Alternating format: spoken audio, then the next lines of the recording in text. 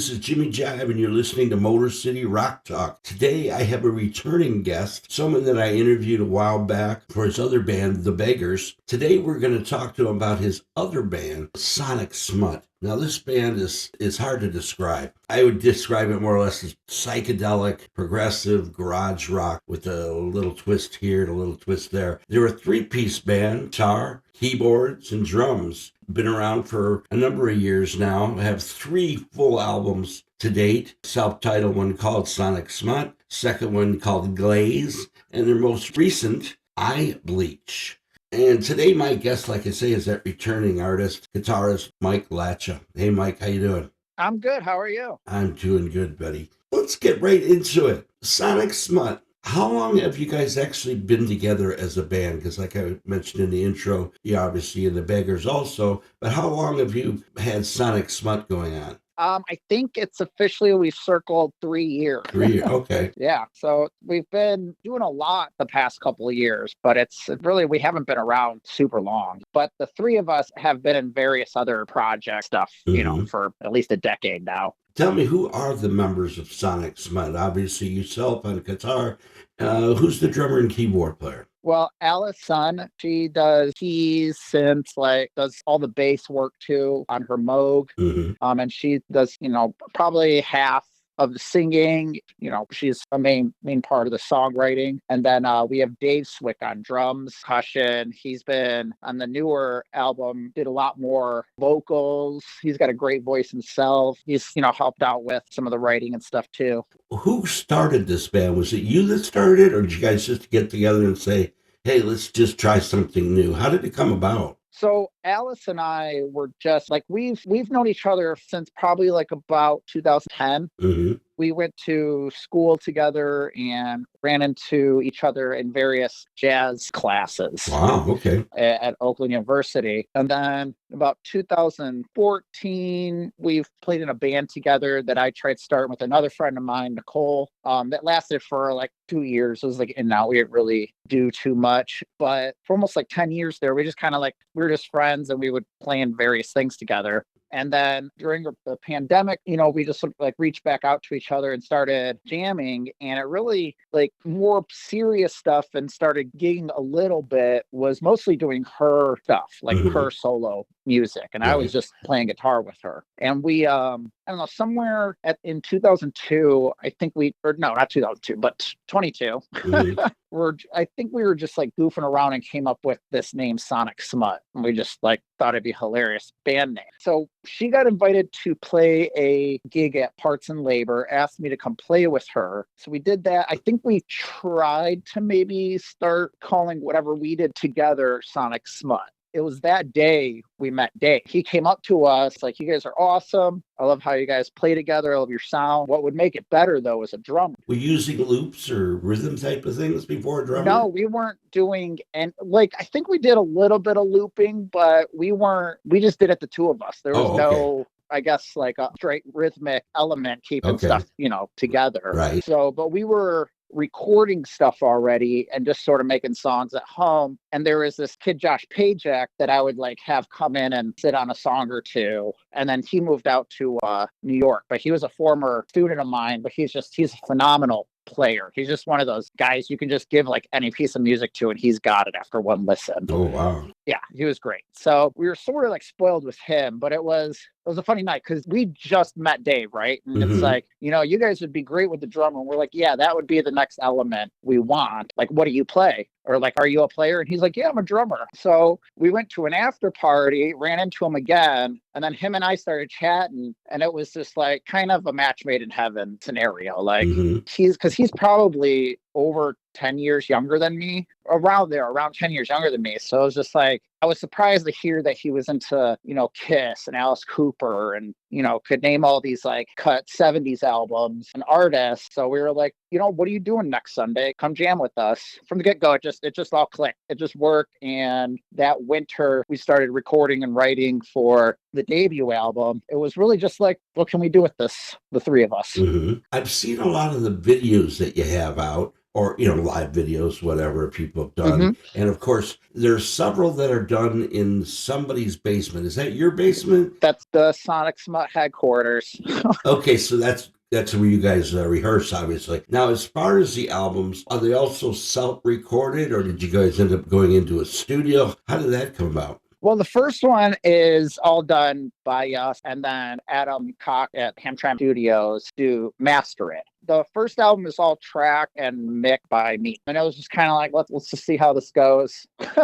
So, like, I was, I was like, we don't really have any like band fund or anything yet Right, to. sure. I've been on and off with recording stuff for probably 2007. I really started getting into it. But we do a lot of, we record Space Skull stuff down here. There's another band, Casino, we've done. Like Dear Darkness has started coming over here and doing stuff. Pepper and the Boys. Like there's a handful of bands in the area we've been tracking down in this basement. So it's just kind of become this like Detroit collective area. Kind of a dream come true for me in this basement. That's very cool. Got really inspired by going to Sun Studios a couple of years Oh, ago and yeah. seeing just how small it was and like what they just, it was like they just figured out what sounded best in which area of the room and how to just get a full band in there and then make these awesome records. And I'm like, why can't, like, just because we have this technology to make everything perfect now, like, yeah, why can't I do that in my basement? Hmm. What are you using to record with in your basement? Is it all digital? Is it all through a computer? It's a mix between digital and analog. So Oh, okay. I use Logic. I've gotten more into like I do as much pre-production or stuff beforehand. I've got everything going through hardware. So going through a board, going it through preamps, compressors, and getting it to sound ready to go as much possible right from the gate. And then I'll go in and either, send stuff back through the audio equipment, or I'll, use plugins and just finish stuff up in the Hmm. computer. But I'm trying to like make it fast. So it just makes sense for people to use it too. Sure. But I want it to sound as good as possible. And so as far as our stuff, I'll be recording stuff here and there with Sonic Smut, but it was that first album really was like, I was like, I can't do all of this. Hmm. It's just too much. Like, and I kind of take on a lot of ownership when I try to do things anyways. So I think I'm Hmm. just like putting too much pressure on myself, right? Like, so with the Glaze album and I Bleach, buddy of mine got it in my head that a dream for him would be to get some Detroit band out to Rancho de la Luna, which is in Yucca Valley, Joshua Tree area out in Southern California. Oh, okay.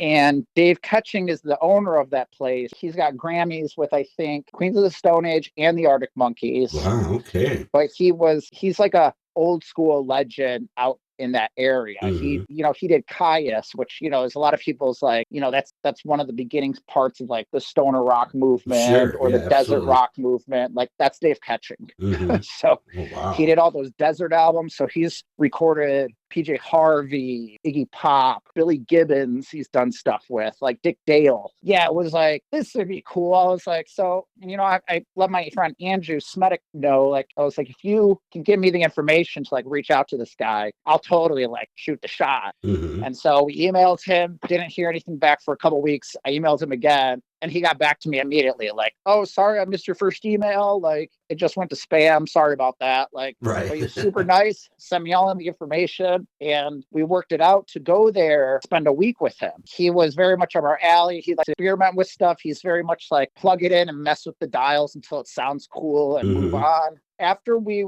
released our first album in May of 2024, we went out there in like a week later to Joshua Tree and recorded Glaze and Oh, with so you him. recorded them both basically at the same time. Yep. And so Wow. Glaze is a happy accident. That was just us jamming one of the night after we were done recording for the day. Hmm. And they pushed play on the board. And when we came back, we were listening to it like, this thing's awesome. Like, let's do something with it. And the more we like thought about it and we're cleaning things up, we kept it very much as what happened there. I don't think there's any overdub, nothing's corrected in there. It's just mixed and like polished. There might be a thing or two like cut out or edited, Hmm. or we did like, we use those moments to make effects or something happen to just kind of like paint And over if there was any enhance like it. kind of Yeah. dull moments. Sure. And, I recorded like live delays on with it and stuff like that. So it was just like this bonus that we got Yeah, from it there. sounded like it was a good Yeah. experience. Now, when you Yep. originally reached out to him by email, did you send him anything as far as like, I don't know, digital demo or anything to give him an idea what you're about, or just email him and then talk back and forth about what you're doing? Well, I sent him the Instagram. I sent him any videos that we had at the time, gave him an idea of like what we were up to Oh, okay. and see if, he was interested. But I don't know how much of it he really even checked out. I think he was just more like, if somebody's reaching out to him, they're serious. Right, right. But he's a very easygoing, easy to like talk to person. He's like, I'm almost like, I'm like paranoid of like, was it too easy? Some, you think like told never to meet like your heroes or anything Right. like that. But he was the complete opposite. It was so eye opening for me too. And the way he records, it's a house. It's just like this regular house in the middle of the desert. And so it's very much like what I'm trying to do at my house. Right. And so I learned so much from him and just how to just like conduct yourself. There was a lot of moments where, I'm doing like taking a solo and I'm just like trying to just let go and just free about what's being recorded. Mm-hmm. And like he allowed for that because if he really liked something, you would hear him from the other room be like, yeah. And it's like, I was like, oh, really? Like there might have been some weird parts in there for me, but let's go listen to it. And you're like, no, that's good. Let's roll with it. So did And you then, allow him yeah. much as far as, I mean, you obviously trusted this gentleman because you knew of his background. So did you put a lot of trust in pretty much what his vision would be for, the recordings or anything to do with the recordings? Or he just let you more or less go in there and he just dug everything you were doing?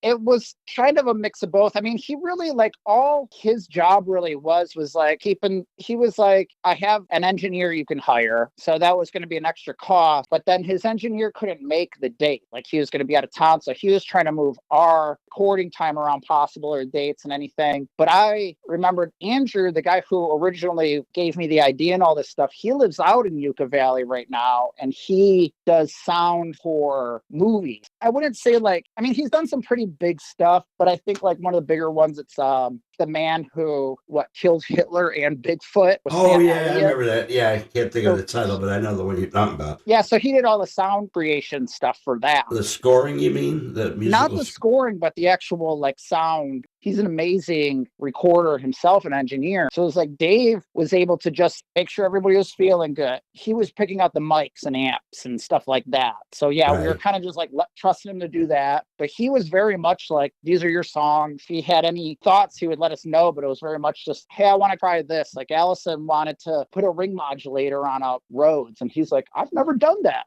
I don't even know how that works. Let's try give it. it a try. Let's plug it. Let's do it. So all we did was record. We tried to get the best takes of us playing live in a room together with the songs in full. So all the main tracks on the album of Eye Bleach and Glaze those are single takes with us. Wow. And then we went back and like overdubbed things. Sure. Or would like fix little spots if needed. I'm really happy with how it feels. It feels a little bit more like what you would see also live, with just sounding better and cooler. And then we took it back to Hamtramck Sound Studios with Adam Cox, and we did vocals there, overdubs there, and then Adam mixed it and mastered it, and he did a fantastic job with what we brought back over. And we kept things pretty analog for the most part. Like I've just been getting into like let's try to capture these cool sounds. Like here, is everything going to be like perfectly in sync with it or stuff like that? It's like no, but still really don't listen to a lot of modern stuff. Doesn't sound like you were looking for that kind of perfection. You wanted more of a live feel for it, despite the fact that it's very sonic. I mean, your guitar and keyboards, I mean, yeah, she's playing bass stuff on it, but you've already got a very digital sonic type of sound. But to try and keep that any kind of sense of an analog thing, it sounds like that would be a little tricky and stuff, unless you were, when they were recording you in that studio, were they recording you direct or were they recording like the amplifiers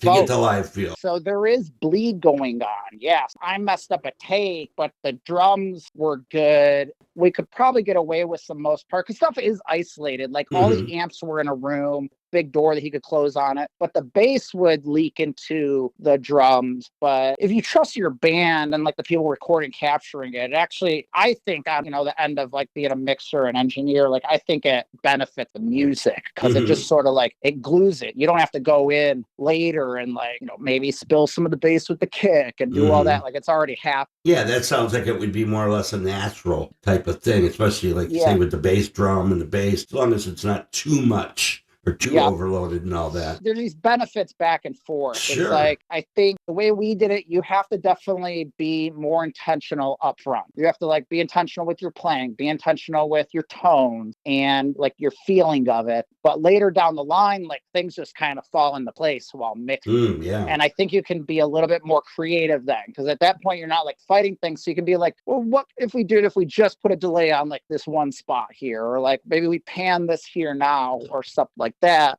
Whereas doing everything direct, and then you've then placed all that pre-work at the back end of it. Now, as far as your music, when you guys get together and jam, I mean, doing the kind of stuff you guys do, how does that start out? I mean, do you start out like with something on the guitar, or does it start with her on the keys, or does the drummer give a beat and you guys just start jamming to it? How do you create these songs? Because, in typical bands, somebody will come in with a riff, obviously they'll build off it, but I mean, your stuff is far beyond typical riffs. How do you get started on that as far as writing? It is a mix of all of that. It's usually somebody has an idea, brings to the table, and then we start to just either dissect it or start throwing things at it. But it's a very collaborative thing. So I think that's why we're able to get it to do these things. And we just like trust each other. It's just like, Obviously, you have if to. somebody's got like a vision, we'll just work with them through their tunnel of it until they're either like, all right, this is all I've got, tag somebody else in, or somebody will be like, hey, I've got an idea of what to do here. But each song is maybe, a little bit different. Like some parts, like,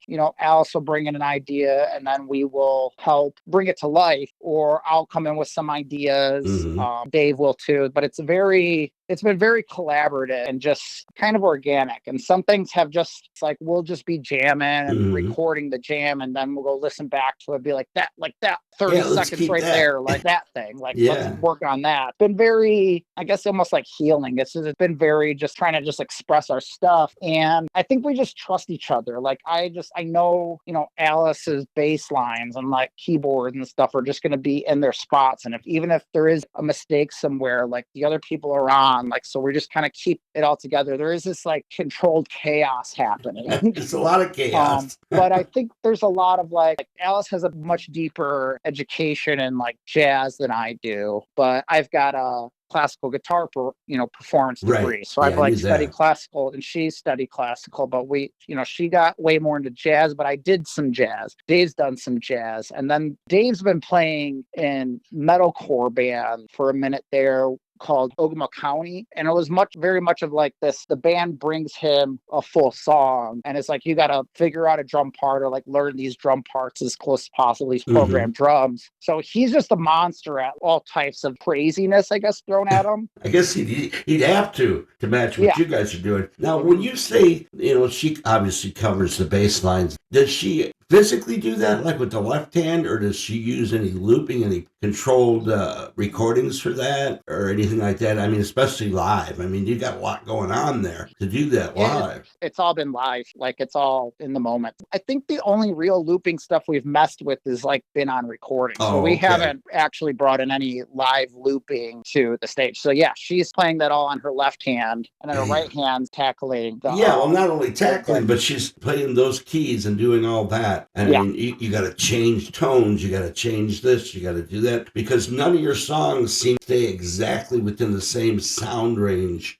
all the way through. And I mean, and the other thing that's real interesting to me about what you do, typically, you probably in your other band don't need to do this as much, but typically guitar players, they have, their pedals on the floor. I noticed you have them up on a table and you're more or less operating them by hand. Are you also using ones on the floor, or are you doing them all on a table type setup? So I've got both. Actually, the table is vocal effects. Oh, okay. So I'm actually using the PA to like introduce extra noise sound and stuff through the vocal chain. And then that way we can manipulate our vocals. We can kind of add harmonic elements in there too to just like add extra sounds that are going on. And then on the floor is the guitar pedals. So I'm using, I think I've got like maybe 7 now. Wow, you do all that with 7. That's amazing. I try to keep it to stuff that I have to have. So I think with my classical background and then also playing with the Beggars, I wanted to do as much as I could without effects first. Mm-hmm. And then it's like, then when I add in that effect, it's like now I've got kind of I've got some more depth, some extra dimensions going on rather than like relying on an effect. Now, when you say she's had a background in jazz and classical, because I knew you had a background in classical, had she played in any kind of jazz groups or like anything as far as that, or did she just learn it? Both. Well, we met at Oakland University in jazz improv classes, and then also we played in the big band there. She also went to Wayne State for a couple of years and studied jazz there at Wayne State. And she plays with, you could call them kind of like a modern metal jazz group, because it's all instrumental. There's a lot of jazz elements. And they're all jazz players from Wayne, as far as I know. And then, but they called Hawk, and they've been around for 3-4 years too. And so other than that, like I know she's played like pickup gigs, stuff at like Northern Light back in the day, Cliff Bells, DeMongos, and she just and she'll pick up random gigs here and there doing that stuff too. I know she just did like an improv type. I think it was a mix between improv and her own music, some of her own music with a friend out Kalamazoo, but they were both playing on synthesizers. On the latest album, you do a cover of a freaky song that I wouldn't expect anybody to cover. I mean, I know bands over the past have probably played around with it. What possessed you to cover the Cheech and Chong song, Earache My Eye?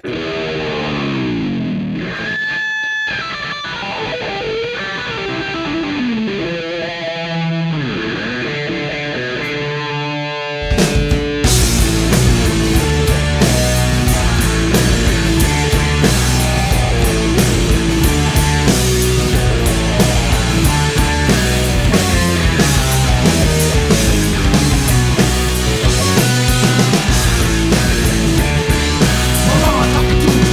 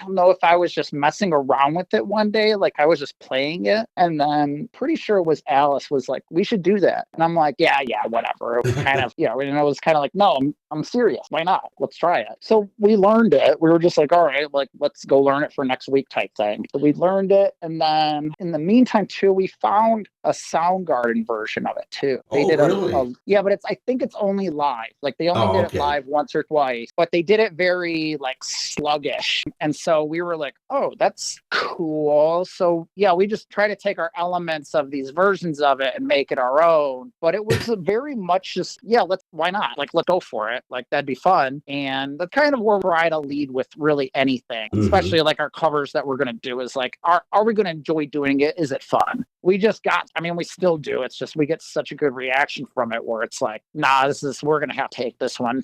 We're going to have to do this one now. Do you do other covers? So we got Earache My Eye. Yeah. The first album's got Keep Me Hanging On. Oh, that yeah, we go into Maggot Brain with. Oh, I forgot about that. Yeah. Yep. And then Magic Fingers is a Frank Zappa song on the latest album. That was a friend mentioned that to us. Like, oh, I found this song. You guys should do this. And it was like 2 weeks later, we had a gig and we just learned it for him in a couple of weeks. Yep, here you go, dude. And then we weren't even, I think that was like, we had some extra time at Rancho and was like, we know it now. Like, let's just record it. We like it. We like it. We don't. Yeah, so it made its way on the album. It's like, it's very cool. Yeah. And your vocalization on it it's just right on, man. It's just like that. That's just something that needed to be done. And the way you guys play it takes it to a different, I don't want to say a different level, but a different perspective. And it fits within the rest of what you're doing. Now, as far as covers, is that something you guys want to continue to explore, or do you want to more or less continue just creating original music? No, we want to do both. We have always had fun playing covers and doing our own things with it. We've got a list of stuff that it's like, if we can get around to it, we're going to add those into the mix. And we've also, there was a handful of things we were doing too when we first started out to just like fill out our first sets and stuff. So I think our first gig, it was kind of like we talked to this restaurant to just letting us play there. And they're like, all right, well, we need an hour and a half worth of music.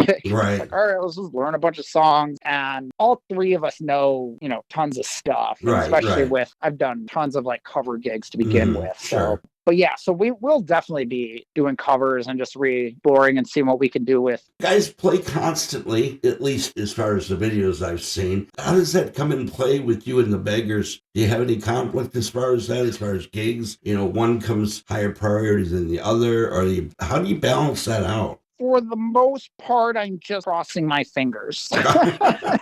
But it's just kind of worked out. I do my best to just be fair to both. I think they both have their place. They both have an itch that scratches for me. I wouldn't say neither one's more important, but I think, Sonic Smut's maybe more grabbing for stuff right now.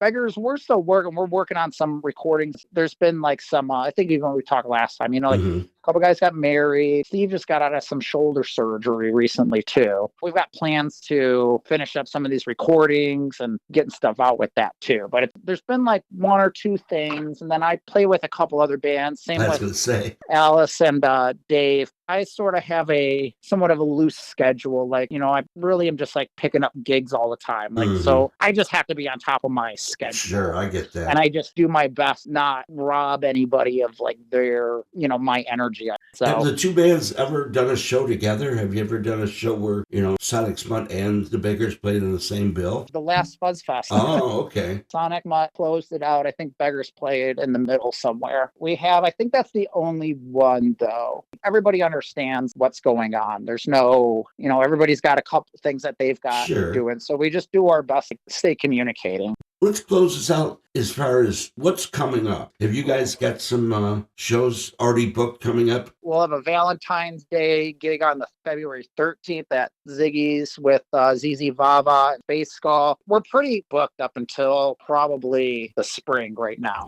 I'm going to let you go, man. It's great talking to you again. Always. I hope to get out and see you sometime, probably more or less the spring. Love to have you. Keep in touch and to see your gigs. both bands, actually. I figure I see both your bands, and there's just so much going on in there with these bars. But I'm really intrigued by this band and the sound and all the stuff that you guys create. It's good to know that there are people that are willing to still experiment with music and take it to a different level. You know, it's not just bar chords, it's not just this. Yeah. You know, it's cool that that's out. So keep it up, man. Keep it up and rock it out. Definitely. And tell everybody I said hey and rock on. Will do. Appreciate it. Thank you. All right, buddy. You take care. All right, dude. All right. Yeah, you too. Bye-bye. Bye.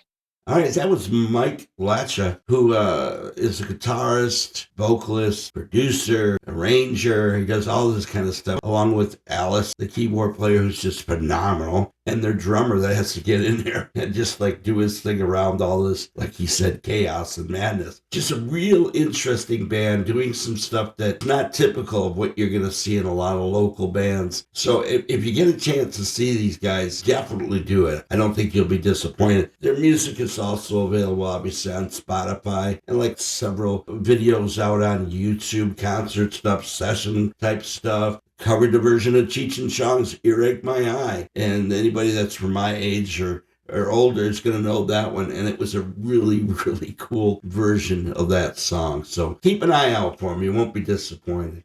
Hey, is that old stereo system of yours giving you the blues? Maybe the receiver has a blown channel or the turntable just doesn't work right. Well, you should visit my friends at 7 Grand Audio Service. They've been in business for over 40 years. Located at 25642 7 Mile in Redford. The owner, Dash, and his assistant, Harry, can fix just about anything. Whether it's vintage gear or modern, it doesn't matter. They can fix just about anything. I'm talking receivers, tape decks, turntables, EQs, power amps, and yes, guitar and bass amps. The phone number over there is 313-533-3635. They're open Monday through Friday, 10 to 6. You need to check them out if you have, like I said, some stereo issues where you want to get back into vintage stereo or just anything as far as stereo equipment. And let them know that Jimmy said it. Anyway, with that being said, as I always say, keep rocking.